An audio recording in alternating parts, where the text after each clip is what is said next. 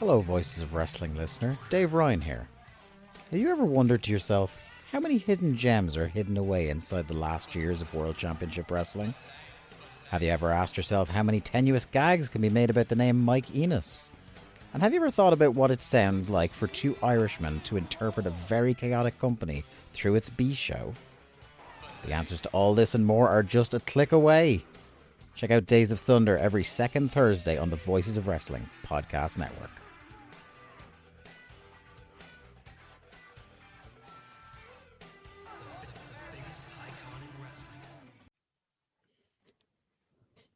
This podcast is a member of the Voices of Wrestling podcasting network. Visit voicesofwrestling.com to hear the rest of our great podcasts, as well as show reviews, columns, opinions, and updates across the world of wrestling. Competition starting to get thick, it's the click, so I hope you watch your A-game. A-man, no rain from the track when we unite and spit. This is an A-game, better bring your A-game. Competition starting to get thick, it's the click, so I hope you watch your A-game. A-man, no rain from the track when we unite. Hey now, it's the Mike and JD show, and I'm your host, Mike Gilbert, and I'm joined as always by JD by God Oliva. Man, what's up, JD? We were talking before the show started, and today's one of those days where I just feel gross. You know, like, Yeah. This is a gross business. Like, we know that. Like, we know the history of this stuff. Like, we know who we're talking. Like, let's be honest, everyone knows what we're talking about right now. Like, Yeah. the Vince McMahon stuff hit the Wall Street Journal today, and like, you read these. Like, I know he's a bad guy. Like, I know he's a bad guy. I'm louder than most people about my hatred for this company and how the overwhelming, like, not liking the production style is one thing, but my vast dislike of this company stems right from him. You know, and a lot of it probably started the night Owen Hart died, legitimately speaking. Like, I've never been able to process that as a fan, how you just go on, like, the guy died and you're forcing his peers and friends to just go on with the show in front of, like, people. Like, I couldn't get over that at 19, and now, that happened before I learned about all the other stuff. And every year I'm thoroughly sickened by this guy. And today is one of those days I'm like, why do I do this? Like, his tendrils are so deep in the fabric of professional wrestling. It's just like, why am I here? Like, why do I like this shit? I just don't. I don't know. Yeah, the headline flashed across CNN tonight, and I was just kind of flipping through the channels. I was just kind of going between news stations, like local news, and then something really graphic popped up on the local news, so I switched over to CNN. And there in the bottom scroll was the Vince McMahon story, and I just changed it again because I'm like, you know, my wife's gonna see that, and she's like, "You watch this stuff still?" You know what I mean? It's like I just kind of like, it's like I just feel gross for even kind of like I'm not a part of the wrestling business. I'm just an idiot with a podcast, so I'm not. Right. I'm never gonna say like I'm a part of the business. I'm very ancillary, like outside looking in type of stuff. But I'm a fan, and that's what the show is. We're just a fan show, and we like to talk about the news, and we like to make fun of it. We like to tell jokes. All I wanted to do tonight, JD, was come on here, talk about fucking Cody Rhodes, and make some Falcor puns, and talk about Atreyu, right, and sing some songs. And this fucker just keeps ruining everything. I was going to sing them all because I know the word. I know every word to Neverending Story. Like, I had jokes. I had puns. I can't make jokes about this stuff. Like, No. I'm even curbing my language because it doesn't even feel right to use that word today. Like, Yeah. I hate this, man. This is like the first, if you're a fan, like the first time you learn about the Mel Phillips story and what he was doing with teenage boys, and you're like, ugh. Yeah. How do I, So, you know? that was so, and I'm gonna read some of the headlines. If you came here expecting me and JD to go into the graphic details of that story, we are not doing that. There are some things in there that happened, and they're very graphic, and they're in a lot of the different online reports that you can go see. You can read the actual lawsuit itself, and it'll give you every detail that you're looking for. You're not getting that out of me here. I'm not saying those things out loud where people can hear it. I am just not doing that. That is not my style. I like people to have fun when they come here, but I do feel like we have a responsibility to at least talk about it because we are essentially, like, without us being journalists, we talk about the news. It's like drive time radio. So if anytime that a story breaks, we have to talk about it. But yeah, so like I like the first time I felt that way was that 1992, like around that era where that scandal came out during the steroid trials, and like the Mel Phillips and Tom Cole. I remember just kind of going through a rabbit hole about that, like in the mid 2000s. I didn't know about it until like the 2000s. I didn't know about it, and then I go down this rabbit hole and I'm watching the Phil Donahue show, and like this guy was just incredulous, right? It was just disgusting. And then you go back even further, and then I read Irv Mushnick's book about the Jimmy Snuka case. And if you guys have never read that book, I strongly suggest you guys go out there and take a look at it, about how he essentially got away with covering up a murder of a young woman. And and him not seeing young women as human beings goes back over 40 years with credible evidence. Right. And now I know these are allegations, but we kind of like, I think we're all leaning one way on this way. And I think it's okay to do that because we have years and years of allegations and evidence and things to back this up. So let me run through some of the headlines and from some of the tweets from the Wall Street Journal. I will not be getting graphic. So if you feel like that's going to make you uncomfortable, don't worry. I'm not going to get there. I'm not going to go there. So you're cool listening to this show. If you don't want anything to do with it, hey, I get it. You could tap out for a little bit. Talk about Cody later. We're going to talk about some TV deals later, okay? But Vince McMahon accused of abuse and sex trafficking by former staffer he paid to keep quiet. I'm not mentioning her name because I just feel like that's weird. A woman who received a payout from WWE boss Vince McMahon accused him, the company, and a former executive of trafficking in a new lawsuit. The former WWE employee said that she was abused and exploited by McMahon while he was CEO, alleging that he lured her with promises of career advancement and exploited and trafficked her to other men inside the company. God. The women also alleged that McMahon directed her to explicit photos for a WWE superstar that the CEO was trying to resign. This is from the Wall Street Journal again. People familiar said that wrestler was Brock Lesnar. Lesnar didn't immediately respond Thursday to requests for comment. The woman signed a non-disclosure agreement in 2022 in which McMahon agreed to pay $3 million for her not to discuss their relationship or to disparage him. The settlement was among those that the Wall Street Journal first revealed McMahon had reached with multiple women. The suit complicates the legal picture around McMahon. Federal prosecutors have been probing payouts he made to women, and in July 2023, agents executed a search warrant on McMahon and served him with a grand jury subpoena. No charges have been brought. And lastly, his response from his lawyer said this lawsuit is replete with lies, obscene, made-up instances that never occurred, and a vindictive distortion of the truth. He will vigorously defend himself.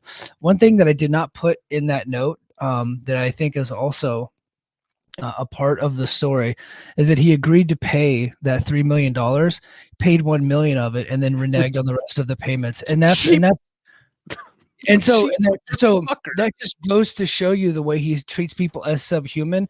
And then he also has another history where he's making deals with people and then completely backs out on the deals because he doesn't feel like they're powerful enough to do anything about it. This is a megalomaniac that we're talking about here. And he feels like he's Teflon and he can get away with everything. And then when he got appointed back to the board of directors, around the same time, he stops making payments because he feels like hey, look, the news cycle moved on. I got away with it. No big deal. But boom, here we are right back in the same position. So I got myself in a little bit of trouble today in our BFI chat because I'm a firm believer that the reason why people like this are allowed to continue is because they're empowered and they're emboldened by previous actions, because people around them prop them up because it protects them. And this is what bothers me the most about all this. And again, I'm going to say something that sounds weird. It's like, I know what Vince McMahon is. So like I know he's a rotten person. So I read all this and it was gross, but I can't say any of it like shocked me to my core. Like, that's him. Like, I believe it, right? What bothers me the most about all this is how the people around him know who he is and prop him up because it serves their interests financially, right? That bothers me. That I have a hard time reconciling that fact. I have a hard time accepting that quote unquote, and this is me. This is not Mike. This is not the Voices of Wrestling saying. This is JD Oliva. If you know who this guy is and know what he's done, If you sit there and tell me, well, there's good people there. No, man, there's not. Abuse happens because good people turn a blind eye because it's too hard to face reality. Abuse happens because people choose to ignore things because it serves their best interests. And you can sit there and say, well, people need jobs, man. It's like, yeah, but I'll give Eric Young credit. Eric Young said, I'm not working for Yeah. that rapist. Eric Young straight up said, I'm not working for that rapist, Yeah. and he's one of the, and then I got to listen to my favorite professional wrestler almost of all time, Bryan Danielson, tell me what a great guy Vince McMahon is without missing a beat. That grosses me out. And I'm grossed out by the fans who will sit there and try to tell me everything is fine. Vince is just a bad guy. And it's like, well, there's a lot of people there that decided to just ignore all this because it served them. This is me. This is not Mike. This is not Joe or Rich or anybody else in VOW. This is me. I will own this. I'm disgusted by the former board, right, who voted unanimously to kick him out. And then when it became obvious that he was coming back, whether they wanted it or not, they, rather than do the right thing and walk away when they knew this stuff, the board knew this is from their investigation. This all came out from their investigation when they brought him back in anyway, because somebody wanted to be, I don't know, the booker really bad. A guy who's already a millionaire wanted to be the booker so badly that he swallows his morals to do what's best for him in the moment. Zero respect. Steph walked away, right? We've been wondering why Stephanie left. I'll give her, I'm going to tip my cap. I said, I'm going to read some tea leaves on this. Sure seemed like she said, I don't want a part of this, and walked away. Tip my cap if that's what happened. But other people there should be fucking ashamed of yourselves. You should be fucking ashamed of yourselves. If you're going to sit there and bow to Vince McMahon when he's on TV, you should be fucking embarrassed that you did that, right? There are no innocent people, and I think that we're just as guilty because we imbibe in this hobby too, and it's fucking disgusting. And I'm mad at myself and everybody, to be honest with you. Yeah. This whole thing is gross. And we were having a conversation with a friend today, and we're not going to mention any names. This friend was not John Muse, by the way. JD and I, believe it or not, have more than one friend that knows things. And so, does everyone think that when we say a friend, we're always talking about John Muse? I would assume so, because I would assume so. Like, the people kind of catching on when we talk. Like, a friend of ours was talking about booking. Sometimes it's like, oh yeah, the chances are. Yeah. So, but a completely different friend, who has been in the know for a long time, and he kind of and he told us some stuff whenever this first broke out, when Vince got ousted the first time. He told us some stuff, and that stuff came to fruition today. Stuff with, and he was talking about Brock Lesnar, and that stuff came to fruition today, right? And some of that stuff came out to light, and we didn't, hey, look, we didn't know what was what, so we just didn't say anything. And then so that come, well, yeah, exactly. And we're not investigative journalists. And then he tells us today there's some other shoes that are probably going to drop on this deal. So I don't think anybody's out of the woods yet. I do agree. Like, if there are people that knew, people knew something. Did they know all these gruesome details? The gruesome details of it shocked the hell out of me. Like, I knew it was bad. This is way worse than I ever thought it was. Yeah, I agree. Like, with that. This went from a very bad guy to a complete monster. This is Harvey Weinstein. We talked a few weeks ago how I said, like, don't mention Harvey Weinstein unless it's fucking Harvey. Like, no, Vince is fucking Harvey Weinstein here. Like, no, this is what this is, right? Like, I always say, like, it's those, like, Hitler and Weinstein. Don't mention them unless you mean it. I mean it in this situation. I thought Lance Storm, he was on his show today with Brian Alvarez. I want to play some of his stuff because he kind of said things in a way that I think JD and I and our audience would agree with today. So I'm going to go ahead and we're going to pull up. This is, everybody listen to Lance Storm. Now, full disclosure, Lance Storm worked there for a long time. He did go back at one point, but he ended up leaving during the pandemic, and he's been wrestling for TNA ever since. I think Lance Storm is a guy with integrity, and I don't think that he would go back to WWE under any circumstances, but listen to what he had to say. Lance. Yeah, look, I was one of the few that said he needed to be gone when the story first broke. And I was outspoken against him being allowed back into the office, being allowed back at shows when he came back. And when he came back, I stopped watching the product and only just recently started seeing some of the shows out of necessity. Like, this is, when you were reading the account of how this started, it's like, that's classic sexual predator stuff. Find someone down on their luck and start grooming them and bending them to your will. Like, not only should he be booted off the board, take his keys to the office away, bar him from going to shows, and I think there needs to be a legitimate cleaning house of anyone who covered anything up, who knew about this. Like, this is absolutely disgustingly horrible, and he needs to be gone and done. And I hope there's criminal charges brought if any of this is even remotely true, which, with there being so many NDAs and a long list of things, it's like, I can't fathom how it isn't. Yeah. And so, yeah, well said. And that's exactly where I stand. If there is someone that's Joe Paterno in this organization, they need to go.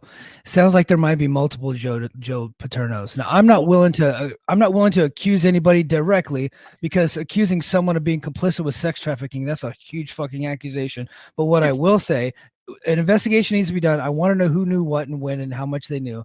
And when that information comes out, they need to take action swiftly and get rid of these fuckers and burn it to the ground. I'm so glad you said Joe Paterno, because as we recall, this, some people might not be listening, this was probably about 15 years ago, something like that. Something like that, yeah.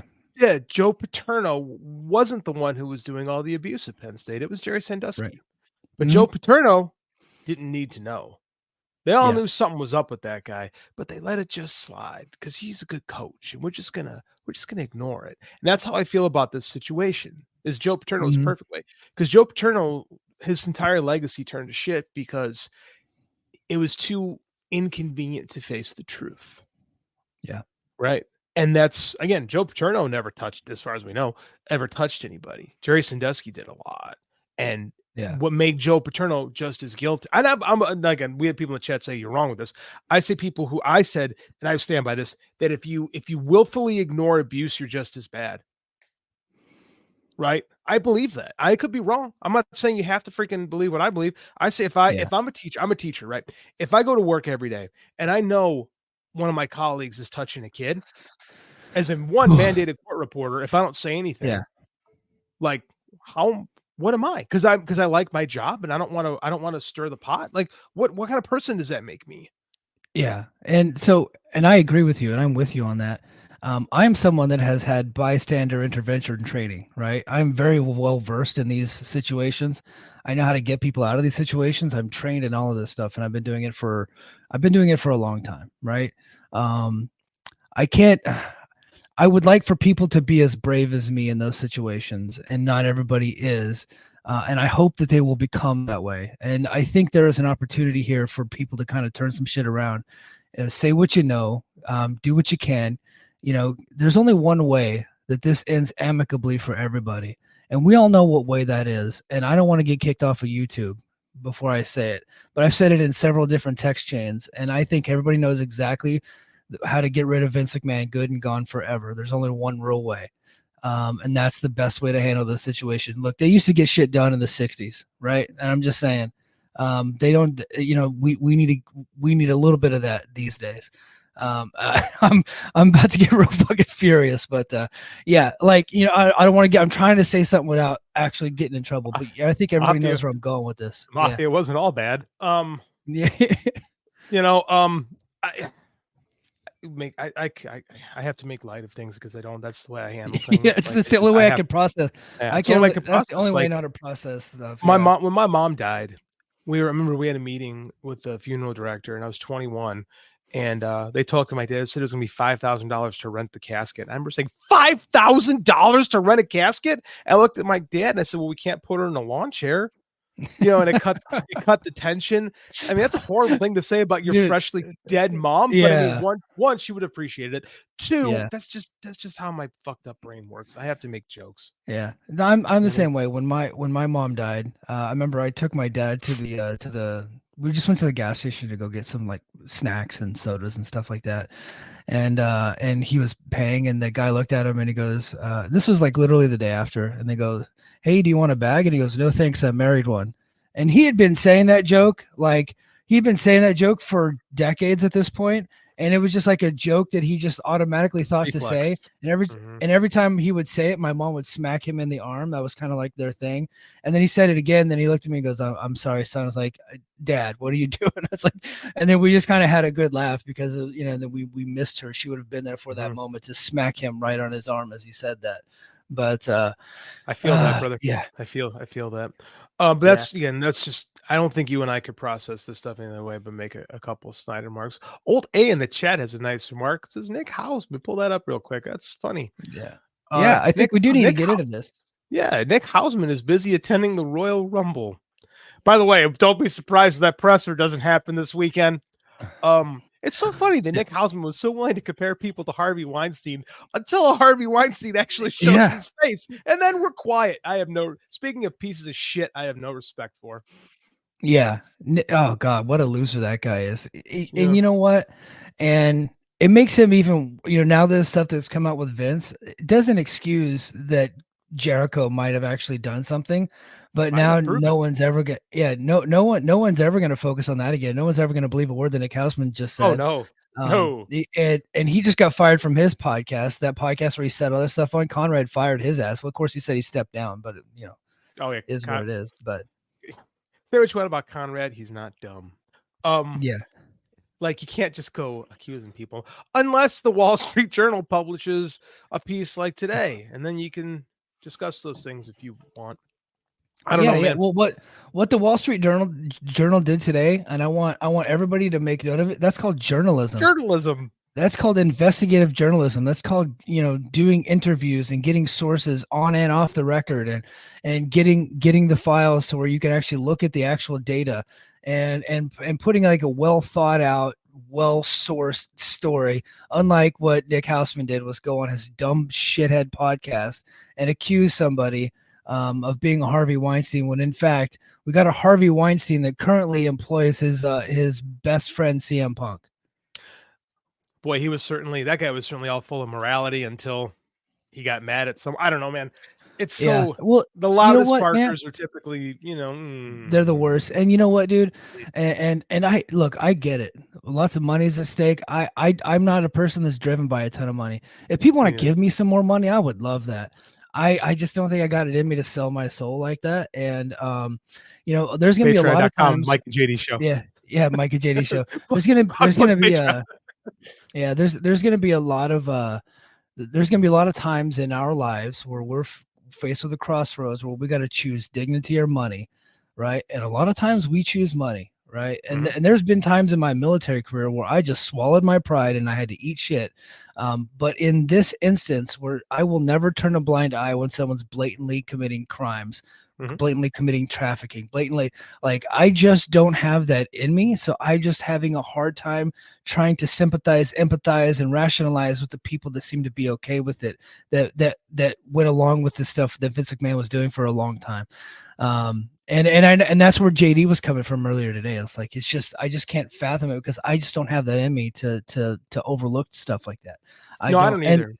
Yeah. And you know what, dude? And I'll be honest, I didn't even talk to you about this yet because I just decided it last night because I had plans on Saturday and they got canceled. And so I was like, well, shit, I'm going to be home for the Rumble. I was like, you know what? I'll just tell the wife I'm going to watch the Royal Rumble. I've never missed one. Like, even when I deployed those 2 times, like I always found a way to watch the Royal Rumble. It's always been one of my favorite shows to watch. It's this Saturday. I was like, you know what? I think I'm going to do a recap for Patreon. I was going to call, Fed Pilled Joe and see if he was available. And then me and him would do a recording for the Patreon. And now I'm sick to my stomach. I don't think I'm going to do it. I don't know. And maybe by Saturday I'll be like, oh, you know what? I don't think anybody on the current roster had anything to do with it. And maybe I'll talk myself into it. But I was just like, I almost was like, yeah, let's do something for the Patreon, talk Royal Rumble, because it's always one of my favorite events. But I don't know, I just feel gross by the whole thing. I can't. I mean, I'm not going to watch it. And I probably made a mistake. I went after our buddy Scott in the chat because I kind of have a bad habit of personifying him into everything wrong with WWE fans. Scott is not our enemy, and he is not complicit in any of this stuff. Yeah. No, I know. But he will go out and defend them, like against any random Twitter profile that says anything negative about WWE. He's right there doing the WWE thing. You know who he crazy. You know who he reminds me of? What's that? He reminds me of me when someone shit talks Brock Purdy on Twitter. But if Brock Purdy did some shit that happened today, I wouldn't be out there defending him, and neither was Scott today. Scott's not gonna. So he's not a defender of Vince. I erred in that, but I stand by why I erred. Like, I think that there's people, I'm not going to name names, there are people who sought to gain quite a bit if WWE got sold, right? And who allowed a serial predator to stay in advance to help their own careers in spite of what it meant to other people. And that disgusts me. And I pointed out how this particular person with a big nose disgusts me. And, I dared speak ill of the Lord and Savior of professional wrestling. So, I probably shouldn't have. I went looking for a fight and I found one.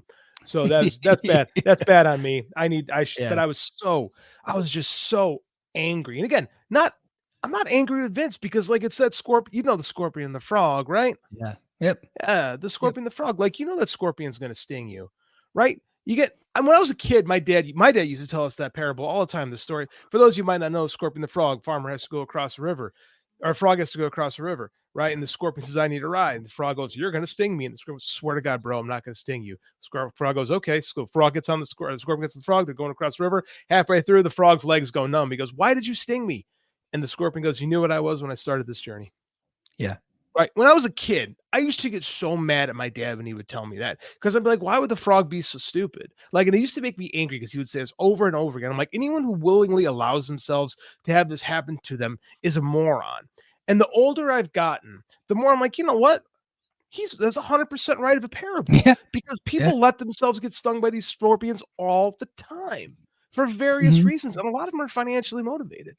Right, because it makes them comfortable in the moment. Because being comfortable in the moment is easier than standing by what you believe. And it just, I don't know, man. I'm fucking self-righteous, dude. I know I preach, but it bothers me. It just really bothers me. Yeah, it bothers me too. And you know what else is bothering me? There's somebody in the chat that's really, really bothering me, and I might ban this person. Hold on. Can I ban people from the chat? It's our show. You can ban people from I knew this was coming. Look at this lady, Mel Gray. She's a former punt returner for the Detroit Lions, and she's been reincarnated. So you know what? I need to dig into I have like a box of football cards, and every pack of football cards you would buy back in the day would have Mel Gray, who was the punt returner for the Lions.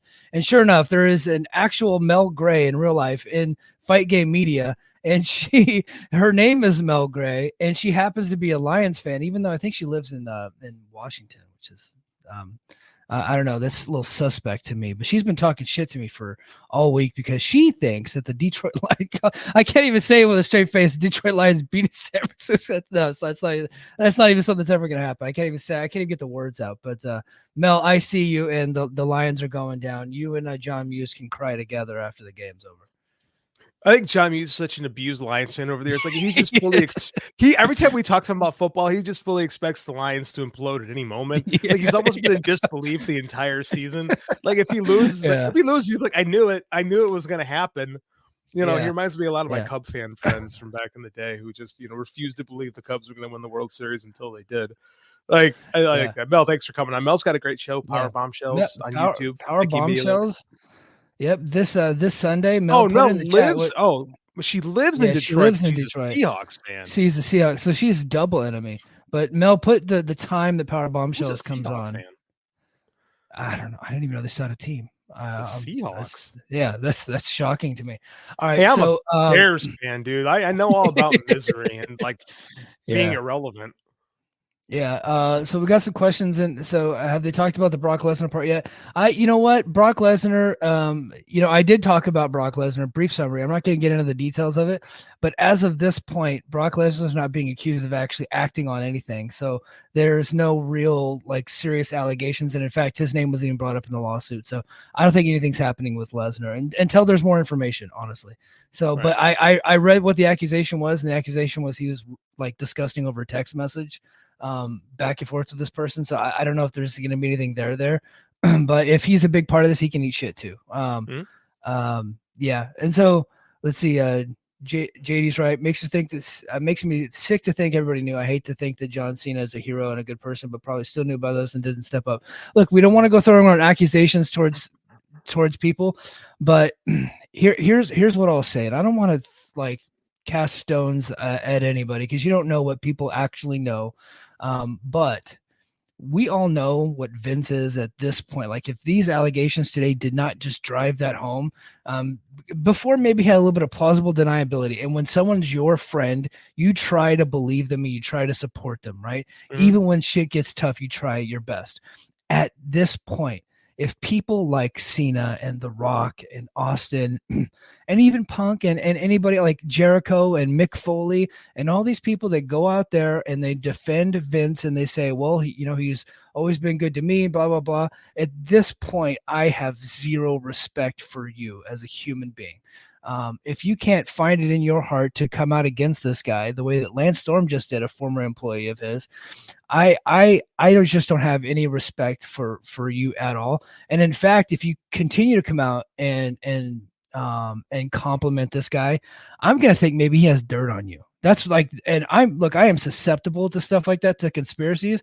I'm starting to think this is an Epstein situation where people are continuing to support and defend this guy because he can burn them to the ground too, and he can take them down because he's got all the bodies. He knows where they're buried. And if you're out there and if you're out there and you're still defending this guy and you're a friend of his, I'm assuming that you're a part of this. I'll say this for John Cena. He's got a carefully crafted image. But Mike, you're a Stern fan. You remember when John Cena went on the Stern show and buried Chris Canyon of all people? Yep. Yeah. So I don't know. That kind of colors my opinion of John Cena, the man, a little bit. Like, you should never worship you. There's no one. If you assume everyone's a scumbag, then you're never disappointed when you find out that they are. Here, Sam Shipman says, I'll get this one. Sam says, I popped in here. You say, even though I've been following the story and writing about it for 12 hours, I need a break from it. Yeah, Sam's. You know Sam, what? Let's take a break. Yep. Yeah, you're right, Sam. Yep, and I think we're done with the subject. Thank you, Sam, for getting us off the subject because I'm sick of it, to be honest with you. Mm-hmm. All right, so let's go to WWE Netflix. We're gonna hit the highlights on this one too. Is this still a deal? after today, I don't know. Did the ink dry on that? Probably. But the WWE Netflix deal starting in January 2025. Raw in the U.S. Is moving to Netflix, and it's going to air live in the U.S., UK, Canada, Latin America, and other international markets. So for those of you that have been watching on like Sportsnet in Canada and TNT Sports in the UK, all that is moving over to Netflix come January 2025. And Netflix deal represents around a 30% raise. Now, people think it's a 50% raise because of the U.S. rights fee, but it's a 30% raise because this is taking over all these other international markets that are encompassing this stuff. So it's not that big 50% raise that they were thinking, but it's still 30% is still $500 million a year, which is insanity. So Thurston says, this is coming from Brandon Thurston of Wrestlenomics. It's absolutely the wrong analysis to look at the $500 million deal and divide it by Raw's reported current average of $265 million. There's a bucket of international rights that the deal is superseding. Netflix would also, at that point, begin to air SmackDown, NXT, and all other major PLE events outside the U.S. In around 5 years, Netflix would have a good shot at becoming the U.S. home for all programming, which is really interesting. And then as far as like, how's Netflix doing right now? Well, they're doing pretty dang good, I guess. They got the U.S. Netflix subs. They're about between U.S. and Canada are 80.1 million. And then internationally, it's like a couple 100 million. So, so there's that story. And then, of course, Raw in the fourth quarter is pulling a TNA. Of all things, like they've copied TNA in the past, like Eli Drake and AJ Styles are at the Rumble this year for the world title, but now they're not gonna do shows for the fourth quarter, I guess. So right now they don't have a home for Raw from October into January, which is kind of wild. I'm sure they'll end up on YouTube or something or somewhere, but yeah, man, Raw to Netflix, that's a huge deal. Big story. I find it interesting that it dropped this week. My conspiracy theory hat was on for that. I don't think you're outside the lines on that one. I think maybe they rushed the deal because they knew the story was coming out, or maybe the Wall Street Journal was like, okay, hold on, we know this story's coming out, let's wait for it. I think there could have been some synergy there. There's some synergy, not synergy, but some it seems like like too much of a coincidence. I got a hunch that the deal was pushed quick because they knew the story was going to drop and they wanted to boost the stock before an inevitable decline. Personal opinion, can't prove it. Conspiracy. Mike and I are both susceptible to different levels of conspiracies. Yep. Here's what's interesting. It's a 5-year deal. It's not a 10-year deal. Netflix has a chance to has an option to opt out in 5 years, which means it's a 5-year deal. Just like every WWE contract's a 90-day contract. Like, so they can opt out for opt back in for another 10 years. So it's really a 15-year deal, not a 20-year deal. Here's what's crazy. Dave said last night they could actually go all the way up to 20 years, actually. Dave so this they can morning keep. said I thought he said they could be 15. I think so. It would After be 5 years, after 10 on 5 the years, 5. well, after 5 years, they could go to 10, and then they said they can go to another 10. I don't know. That's a little confusing to me. Well, maybe we'll look more into that. It is super confusing. What's interesting though is they've really locked themselves into what the value is, and who knows what. And this is Dave too said this. Who knows what inflation is going to do to the price of these things in a decade plus, right? So yeah, I think Endeavor smells the sports rights bubble bursting soon, and knowing that this is probably, and they also see where television's heading, and I don't disagree with them. Television's heading to streaming, and Netflix adding a live TV component to their platform is going to make them probably back up there as the top streamer in the world again, if they're not already. They are. Yeah. They never lost it. They've always been. Okay. For some reason I thought Disney Plus had surpassed them, but I guess not. No, Netflix still has the lead in everybody. It's interesting though because you're not going to get those like it's like where you're getting paid. It's like having a salary. Like your check's coming. You know it's going to be valued, but you're not going to get a big boost. So I mean they've been used to every 5 years getting a big boost for almost 2 decades. They've locked themselves into no big boost. Yeah, I think they get a big boost once the Peacock deal ends, and then once the SmackDown rights end. Yeah. So I think they'll get more money from Netflix for those once those end. But we got to see kind of where it's at. Like it's going to be, it's going to be very interesting. I think it's a great deal, to be honest. Like it's not like they sold it really well. Like $5 billion deal. And it's like you break it down. It's like okay, it's not quite as crazy as you think it is, but it makes sense. It's a lot of money for the company. It's good. It's good for their exposure. They're everywhere right now. Peacock, Netflix, it's all over the place. I imagine that gets consolidated eventually, probably to Netflix in the next couple years. Hopefully this ends ratings debates. I hope this ushers in a new glorious utopia where we don't talk about ratings all the time. Well, we'll find a different way to talk about it because right now I think not Nielsen, but somebody's tracking Netflix views and minutes watched. I know, but they have like minutes watched, and because I was actually looking into it because I don't know why I was reading this article recently, but the Rock's movie Red Notice that came out on Netflix, I thought was a pretty good movie, was like the most watched. And the way they broke it down is it had the most minutes watched. And I'm like, how was that not The Irishman? Because that had the most minutes of any movie in history. And if you watch it one time, you got to break records there. Fair. Sorry, I thought that joke was going to land better. That's the part about having humor is you got to make a lot of jokes. They don't all land, but that's okay. You go back and you try again. Like when Stranger Things came on, they had press release saying 8 bazillion people watched Stranger Things, and it's like, well, it's not. You don't have that many subscribers. But I mean, like, so Netflix, they don't have like the oversight of a Nielsen really to tell them, So I mean, like, it's actually a really good deal for WWE because they don't have to they don't have to stress on who's watching what. I mean, I imagine there'll be some internal debate, but there won't be as of right now, maybe this could change in a year or so down the line, but there won't be a ton of media or online discourse about who's watching Raw. And, Netflix is going to figure out this live sports thing. I mean, I've still have the mind that we will see an implosion of the streamers within the next, I said this 5 years ago in Superhero Speak, that we'll see an implosion of the streamers and Netflix will be the one to last because they've been in the game the longest.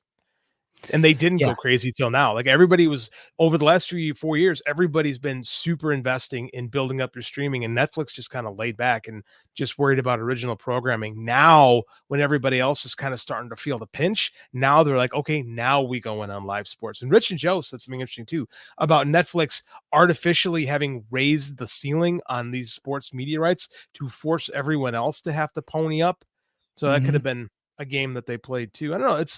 it's fascinating. It's weird though to say WWE only on Netflix. It's a weird thing. That's bizarre. Yeah, but honestly, that's kind of whenever the WWE Network came out, and I was watching quite a bit of time. That was my dream. I was like, okay, like just have Raw, SmackDown, have everything just on, and all the PLEs all in one place. I think ultimately, eventually, that's where we get to, where everything's on Netflix, and I think we get there with AEW on HBO Max, or whatever it's called, Max. Yeah, because now with WWE kind of being locked in with Netflix and with USA and CW and Peacock, they're no longer negotiating with WBD. I think once WBD finishes up with these NBA rights deals, then they're going to go in on AEW, and I think AEW is probably going to get themselves a pretty good, television / streaming deal in the Warner Brother empire. Yeah, they'll wind up being all right. I think I got the hunch that they were good with the WBD was good with EW when they put out that press release. Was it a week or two ago, touting how great AEW's been for them? Like, okay, they must be cool now. But I didn't want to say that out loud because I didn't want to have to eat a lot of shit from the people on the show. So I'm like, I'll keep this and act like later, like, oh, I saw this coming. But I'll take my victory lap on this, even though I didn't stake a claim. King of the North. As someone in Canada, everything is on Netflix. W Network gone. Sportsnet package gone on cable. Yeah, man, that's This is the new world. So in the US, we still have it on certain cable channels, the USA, CW, and Peacock, but everywhere else, it's all just Netflix. And so I think eventually Netflix is just going to own everything in just about every territory. There are some territory, like India wasn't a part of it because they're already locked in, but I think, once that deal ends in India, Middle East, of course, in Japan, they're all locked in with Abema. So once they move off of Abema, and it's funny, smaller scale, I know, but TNA currently has a similar deal with DAZN where they're all inclusive on DAZN in like 40 different territories or something like that. I think that's what you're going to see with WWE and Netflix starting, and it will be in the US probably by the end of in like the next 5 years. That's where we'll be at. Which is fine. I'm sure they would rather have that. I know they like having their stuff all out all over our place right now, but I think that's got to be hard to keep track of things. And I'm sure Endeavor would like to have everything kind of in one spot soon, because it seems like Endeavor might have some fires to put out now. They've got these media rights figured out. Now we have other things to do. And I'm sure they don't want to have to fucking negotiate with like Uzbekistan state TV to get Raw on like Tuesday mornings at 3 a.m. You know what I mean?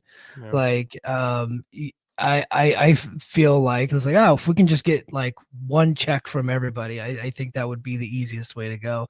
And it's like, and I think it adds like more stability too with your own market. You know what I mean? And plus, like Netflix is huge. Like, I think I'm the only guy that doesn't have Netflix. My father-in-law canceled it last year. I'm like, well, fuck. But it's like expensive, so I'm not getting it right now. Hey, Matt, I know you're listening right now. I appreciate the password all these years. You're not going to have to worry because I'm not going to watch, so we'll be fine. Yeah.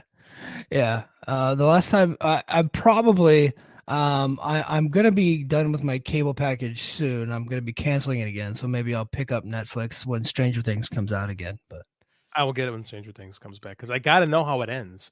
I've been in this thing since 2016. I need to see what happens to these kids. I'm far too invested.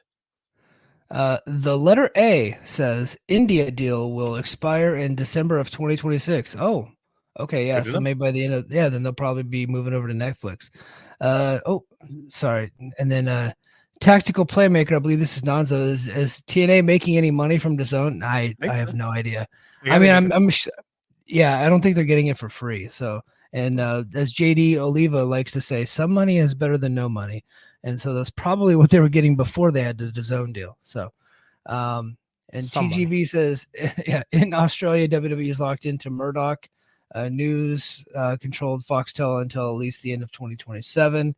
All right. And then if you need cred, I Am the Snowman on Netflix. There you go. I don't know what that means. And then IO says Netflix is 5 minus paying extra for another watch screen. No, Netflix is fine minus paying extra for another watch screen. Yeah.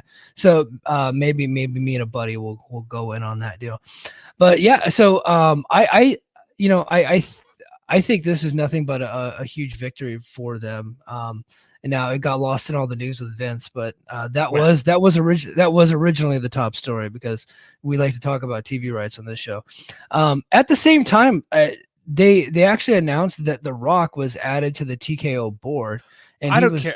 I find this Yeah. to be the most unimportant thing in the world. Who gives a fuck? He gets the right to his name, The Rock. Now, I mean, I thought he already can't had it. think of- yeah, I can't think of wrestling news that I would care less about than The Yeah. Rock has some bullshit board. Dude, positions on a board are bullshit, man. They're just gonna pay him money. Just hey, you're The Rock, and quite frankly, he is The Rock and deserves to get a couple bucks from WWE for the rest of his life for keeping them viable.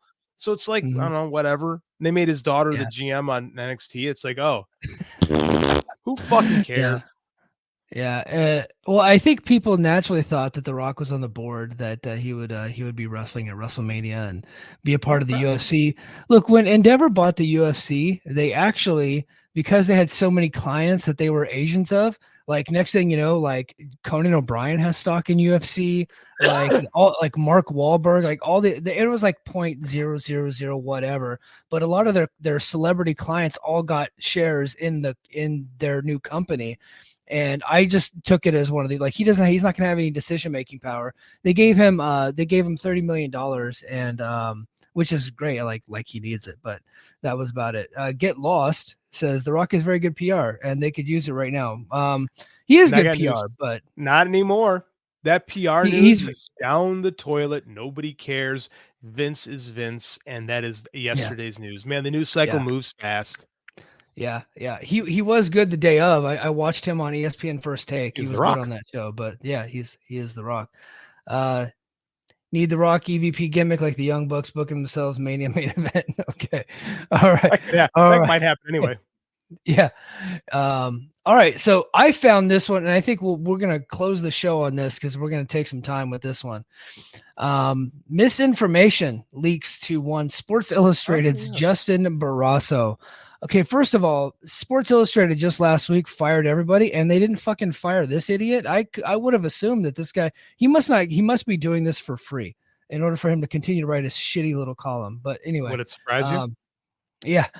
So yesterday, Sports Illustrated, this is like this was a big story yesterday, by the way, said The Rock will face Roman Reigns. This was a top story in Sports Illustrated. So he said that coming up at WrestleMania, The Rock is going to face Roman Reigns and Cody is now going to face CM Punk. So he said, with The Rock facing Roman Reigns, where does this leave Cody Rhodes? Well, multiple sources close to WWE head of creative Paul Triple H Levesque have indicated that Rhodes will not headline this year's event, nor will he finish his story at WrestleMania.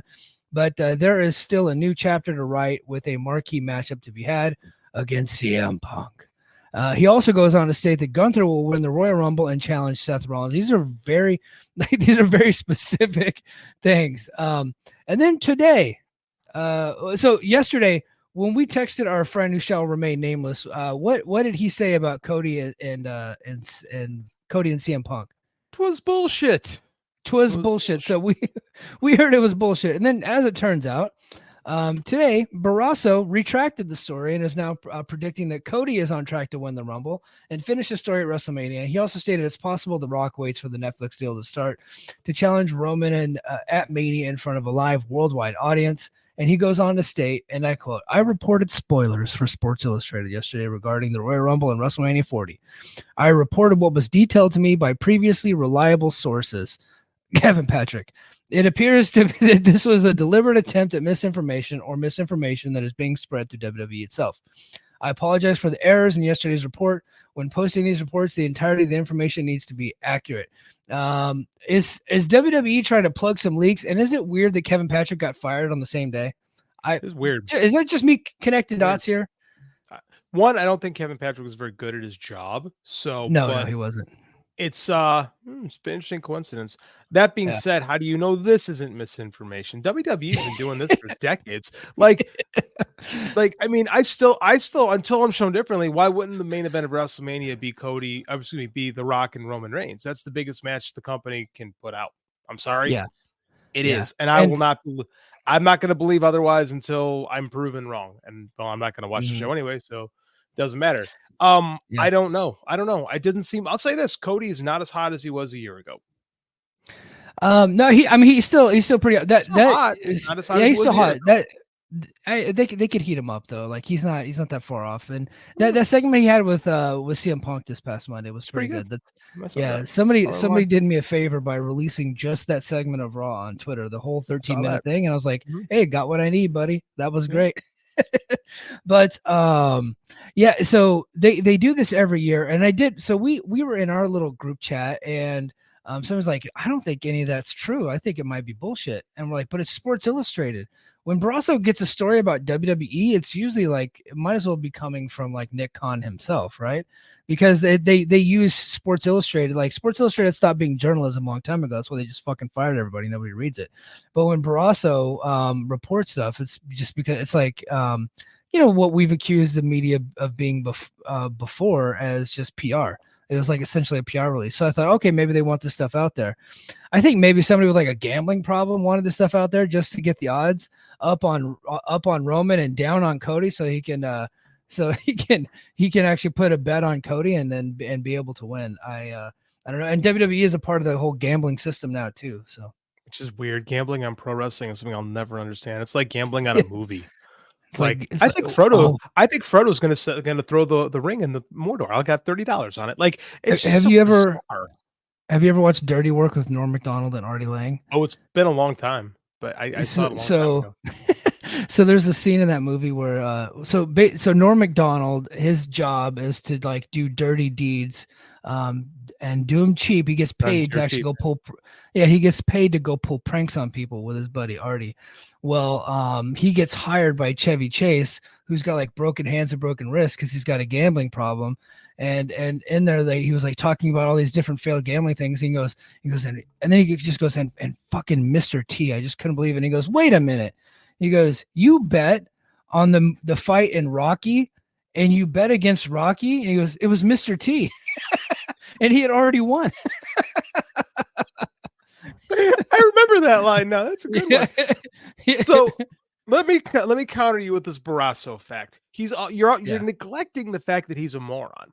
So I mean, like this could also he's an idiot. This is the same guy that said TNA could make a strong play to be the number 2 company with a TV deal. That was a different idiot. TV deal. I thought that was a different idiot.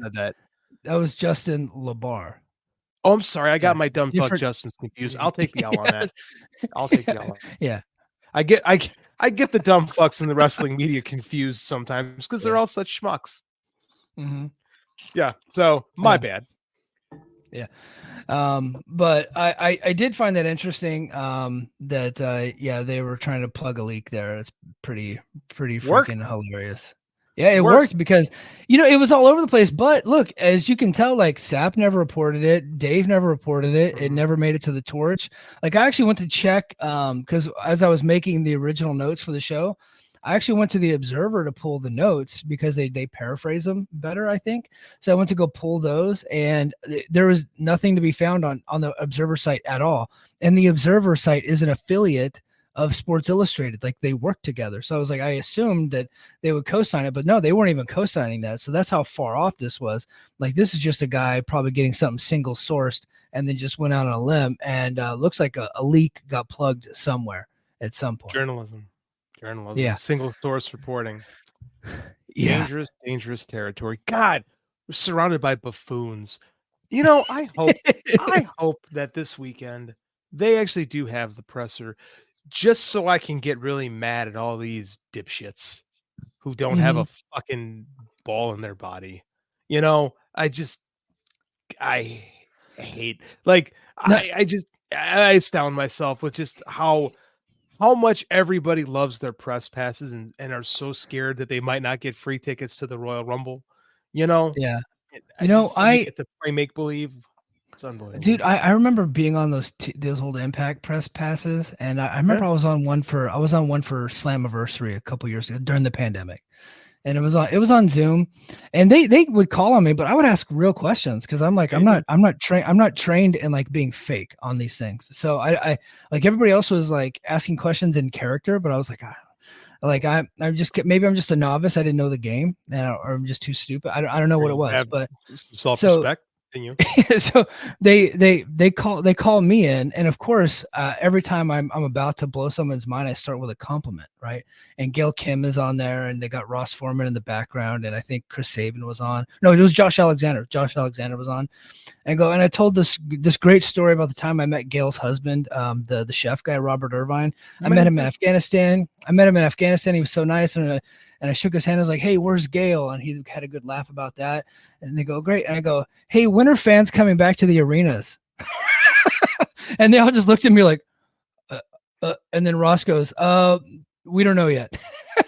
And then like they go to the next caller.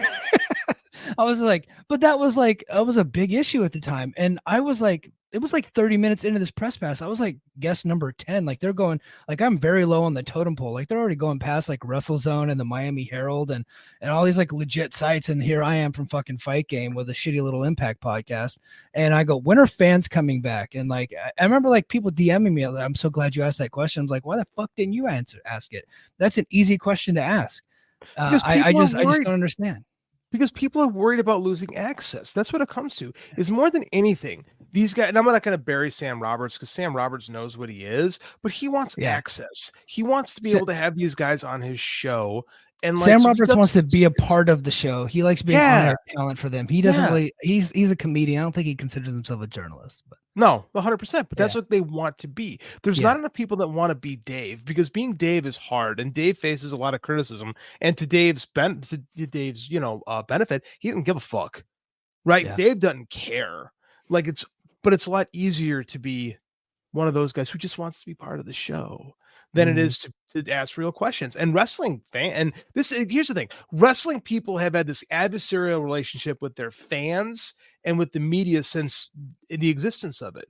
Wrestling has always been lying to the media from day one, right? It's a work, right? That was a lie for the longest time. So that's the nature of the relationship between wrestling and the media, right? It goes back to the get-go. So I mean, like, and there's so many people now that want to play in kayfabe, right? Because they want to cosplay that they're part of the show. They don't want to actually get in there and learn something. If something ever happens to Dave, like we're fucked. We're fucked.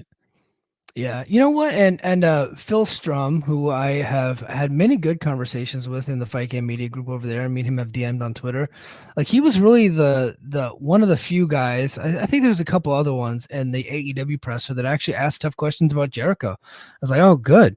I think that he's from USA Today. I think that he's like, I'm USA Today. I can ask these questions because they're going to want USA Today to be a part of this because they're part of a bigger thing, you know? Kudos. And kudos to John Pollock, who actually really took Dana White to task. And he took a lot of heat for it this week because he asked about the behavior of their at the time, middleweight champion, Sean Strickland. So, who said a lot of homophobic and transphobic stuff back in the day. Strickland, not a great guy. John Pollock's got balls, man. He's a real journalist. John Pollock is one of the good guys. You know, he's out there. He speaks truth to power. Like there's not enough John Pollocks, right? Not enough. It's way easier to be Ryan Satin. Yes, and Ryan Satin took some heat today, and he deserves it. Yeah, Ryan Frederick went. Right, Frederick went after him, and then of course, I love our friend. A little bit. Yeah, I missed that. I'm very proud of you, sir. No. I just retweeted Ryan's tweet, and then I went down in Satin's old tweets and started retweeting compliments he made of Vince. Yeah, so I was just like, oh god, because he's a total stunt. But you know what? Here, look, A gives a good shout out here too. Brandon Thurston is great. I think that he does. He works very hard, and he gets a lot of the statistical data that I think a lot of us crave. And that's really what gets to because you know what? Numbers are not like, that's not abusive language, right? Like numbers have like no side. It's just data. It's just numbers. And you know what I mean? Now like statistical analysis can be skewed one way or the other, depending on how you format it, but the numbers themselves are not offensive. I've always found numbers to be very offensive based on my high school math grades. So I would disagree with you on that. I find numbers to be remarkably offensive. No, but those are, John Pollock and Brandon Thurston. And these are the guys who are going to have to wave the banner when the day comes that Dave's no longer fighting the good fight. I mean, there's just not enough, man. There's just not enough. There's too many There's too many guys who worry about their press pass. There's too many guys. And this is my problem. This is what it goes back to what I was talking about earlier, is there's so many people that love, and again, the AEW pressers are just as disgusting. There was a time they would talk about things there. Now they're part of the show too. And Tony's just as fucking guilty in that regard. There's so many people that grew up as fans of WWE that they have this emotional connection to it. And unlike a beat reporter for a newspaper or a, you know, national reputed source, like they can't divorce themselves from it. Right. They feel like they want to be part of what's going on. Like they want to be connected to it. So they take these like defensive and what's gross too is WWE has their tendrils stretched out so far over like actual media that they're very good at massaging their message into things. Like your Ariel Hawani's, he's been quiet too. Like going after Tony. Yeah. He loves going after Tony. But when you know, big Vince McRape guy does stuff, oh, he's quiet all of a sudden, right? Not really talking. Yeah. No, it's funny how that works out. All these guys that love to make fun of Tony Khan for stuff or love to take an LOL TNAs, like those guys super quiet when real problems come out. Right? Isn't that weird? Like I just I cannot stand the people that just turn a blind eye to shit or willingly play with, and this is me, the bad guys. Because they liked it when they were kids. It makes them feel like they're 10 again. Nice you know, it's like, no, you're right. You're so right. They grow up being fans and all they ever wanted to do was be a part of it. Or like, you know, in the case of Ariel Hawani, he grew up being a big fan and then he became like he was a legit reporter in MMA. He was so legit and so respected that he essentially got his credentials revoked from him because he was doing actual real reporting and real journalism, but he just saw covering wrestling is because he was covering like a legitimate sport where he was doing MMA and in-depth MMA, and he actually started covering boxing at one point too for Showtime Sports. And he just saw, oh, well, this is just this fun thing over here. I can kind of pretend to be a reporter and just kind of make fun of it. And then at the same time, just totally giving away all of his credibility. And then also whenever it was convenient to him, when his agent, Nick Khan, wanted to put out a press release through him, he would report on that and act like it's a big news thing. And so, and that was a really tough one for me too, because dude, for the longest time, I was a much bigger UFC fan and an MMA fan. Like, dude, I'm talking about, I was staying up all night watching fucking dream events at like 2 a.m. on HD net, right? Trying to watch Fedor fight these big giant 7-footers and sumo wrestlers in the middle of the night. Like, so I go way back, and he was like the top guy, and I was watching his show every week and listening to his podcast, and to see how far he had fallen once he'd lost his ESPN gig, and he said, well, fuck it, I'm just going to be a content creator too. And then now it's like you don't know what to take seriously with the guy, and especially at a time like this where he wants to be more focused on petty battles with wrestling celebrities, and then he wants to cover real news in MMA at the same time. It's fucking tough to take you seriously. No, 100%. And that's what bothers me is like, yeah, Tony Khan can be a big fucking dork sometimes, and it's fun to make fun of him. Yeah. But I mean, like, you got a real monster here, and then everybody goes quiet. Is it they're afraid of Nick Khan? Are they afraid of Vince McMahon? Are they just afraid of the WWE machine? I mean, it could be a little bit of combination of all these things. All I'm saying is y'all disgust me. Y'all disgust me, and you need contempt, and you need to like have your morals readjusted because you suck. Yes, you do suck. Can we end on a lighthearted note today? Because I thought Sam did jump in the chat and told us to stop talking about this, and then we fucking went back to it. So sorry, Sam. She told us to lay off. But not the first time a woman smarter than me has told me what to do, and I have not listened to it. Yeah. Same, bro. Same. Been married a long time. Same. So, you know what? We'll end on this. Kazuchika Hogan. We had a bit played around that too. Yeah.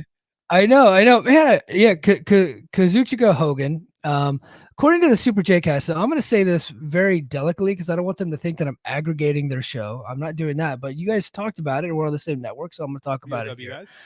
VOW guys, respect guys. So. It came out on their podcast. They have some sources over there in New Japan, And they said that the last year or so has been pretty contentious between the New Japan office. Hold on, I'll get to that, Sam. Between the New Japan office and Okada. Okada basically not wanting to put the young guys over, not wanting to work with the young guys.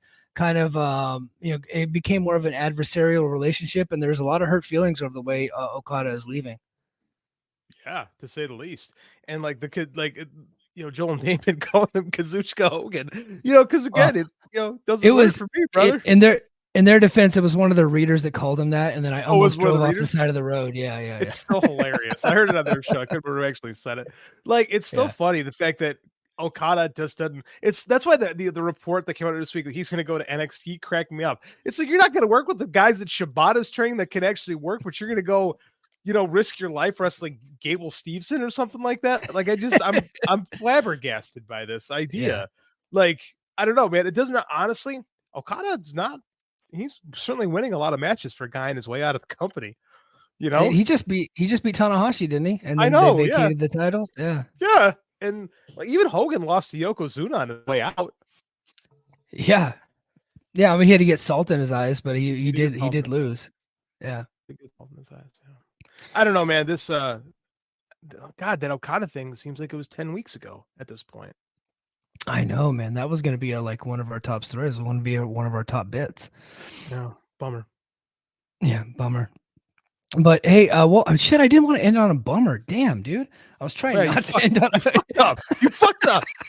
I was trying not to end on a bummer. I had some TNA stuff, but I think I'm going to save TNA. Well, you know what? Here, let's talk about this. We'll end on a high note. Okay. Please. Okay. Because over the weekend, for some fucking reason, TNA decided to bring in Simon Gotch, right? Why? Why would you bring the third guy from Contra in? The other vaudevillain. He sucks. Yeah. The guy got his ass kicked by the fake Sagara. Yeah. Now I get the feeling this is like a heel of the month type of thing with their top babyface. The problem is this guy has no credibility and nobody's going to give a fuck about that match.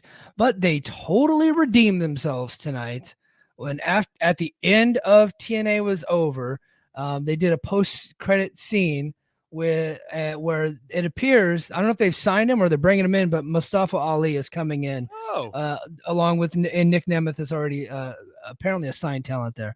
Well, no announcements have been made that he's signed. It looks like he's a signed talent there. So Mustafa Ali. So, hey, look, they couldn't get the deal done to bring him into the Orlando taping, so they pivoted. I'm guessing, or maybe Simon Gotch was like their plan all along for Orlando because maybe he lives on the street corner there. I have no idea what he does nowadays. He's got a stupid fucking mustache and he sucks. But look, Mustafa Ali coming into TNA, I'm pretty happy about that. And Nick Nemeth appears to be doing great because he just had his second video on Impact's YouTube or TNA's YouTube to go over 1 million views, which for TNA is pretty freaking good. Like for modern TNA, yeah. Mm-hmm. I can't argue that. No, you can't. They will never totally redeem themselves for bringing in Simon Gotch to feud with Josh Alexander. That is one of the worst. This happens, and I'm like, Scott, what the fuck are you thinking? Like, what are you fucking? I don't know. Spoil that shit. I'm saving people. I'm helping people. You don't need to waste your time with this. Joe, the other guy in Contra, Joseph Samael, at least he could cut a promo and he is the Sheik's nephew and he's kind of crazy. And Fatu is awesome. Then you bring in the other guy who was just there for reasons. Like, it's fucking mind boggling. I saw that in our chat and I'm like, really? The Hammerstone they can't seem to get a deal with, but they're bringing in fucking Simon Gotch. I think the Hammerstone deal is going to get done. I think he might have had some bookings that kind of conflicted, but he's been posting every day about TNA and sharing pictures of himself like as if he were a signed talent. But I think that he couldn't make these latest dates. So I get the feeling he's coming in. Although there's a rumor out there that MJF wants him in to AEW, which makes a lot of sense considering that was like their original faction, right? Yeah, the Dynasty. You get him and Richard Howe. I like I said, 2019 MLW was not a guilty pleasure. I actually enjoyed 2019 MLW. It was a good promotion. Boy, did they fall apart. The Dynasty, it was Hammerstone, Richard Holiday, and MJF. Like they were pretty good little heel faction over there. That being said, I think that Hammerstone fits better in TNA right now. You add Nick Nemeth, you add Mustafa Ali. Now you've got a good core of TNA wrestlers. right? Yeah. Which is what this company is sorely needed for just a shakeup, like just some fresh blood in the company. Remember how excited we were when the Honor No More thing happened? Mm-hmm. Like we were And huge fans, and they just fucking killed that real quick. And then Tony Khan bought Ring of Honor, which also kind of took the sales out of that. That's thing what too. killed. Yeah, that's what killed it, because they had them under those ROH deals, and they had them for like an X amount, like 8 months or something like that. And then Tony Khan bought Ring of Honor, thus getting their contract after those TNA level deals were up. But here, Nonzo says went from Osprey to Gotch. Poor Josh Alexander. That happened. That really Yeah. happened. He's having It's match with Will Ospreay, and now he's got to Yeah. wrestle Simon fucking Gotch. Yeah, I think I made the comment in the chat that that's like going from Beyonce to Wendy Williams.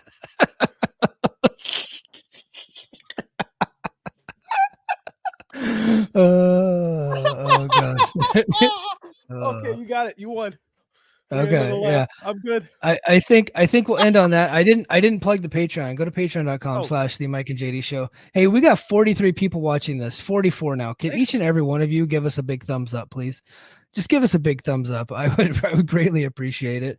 And then join us over on patreon.com/the Mike and JD show, because right after we get done, we're going to take a 5-minute break, and then we're going to head over to Patreon, JD and I, and we're going to do our Stings rivalry series, and we are going to get into Cactus Jack / Mick Foley. And I got tons of notes about the match with Beach Blast 92, the Falls Count Anywhere match.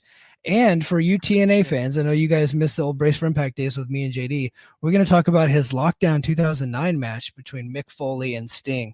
So I got a bunch of notes on that because, surprise, Mick Foley. I got a bunch of notes for you. Mick Foley actually wrote an entire book about that match, believe it or not. And so I was able to. He did, called Countdown to Lockdown. It's basically, so when he was leaving WWE at the time, his like last run in WWE as an active wrestler, he had this book out called The Hardcore Diaries, where it was kind of like he was falling out of love with them, and he's doing the feud with Ric Flair, and I think he had like Melina at one point in his stable, and he was like doing his heel stuff. Well, that whole thing goes south. He ends up leaving, and so he starts to write a new book when he gets signed to TNA, and his march back to facing Sting at Lockdown, because he always felt that Sting was the guy that put him on the map. And so I felt like us talking about the match in 1992 Beach Blast, and then bookending it with the match in 2009, contrasting the two and where the guys are at in their career, I think is going to be a cool thing. So please go to patreon.com/the Mike and JD show. Guys, everybody, thank you in the chat. I really do appreciate you guys. This was a tough subject to cover tonight. I hope we did you guys proud, and we did you guys justice. So thank you very much. And until next time, mahalo. Competition starting to get thick, it's the click, so I hope you watch your A game. Made no rain from the track when we unite and spit. This isn't A game, better bring your A game. Competition starting to get thick, it's the click, so I hope you watch your A game. Made no rain from the track. Hello there, my name's Neil David, and I'm the host of Eurograps Express, the podcast exclusively dedicated to the wrestling of Europe. If it's wrestling and it happens in Europe and it's good, we talk about it. Whether it's Rev Pro, Progress, WXW, Passion Pro, Pro Wrestling Chaos, Pro Wrestling North, we don't care, we talk about them all. If it's good and it's exciting, I want to share it with you. We're on the Voices of Wrestling Podcasting Network. Check us out on the feed, check us out on Twitter at EuroGrapsEXP, and join us for chat about European wrestling and a little bit of chat about cheese. Hopefully see you there.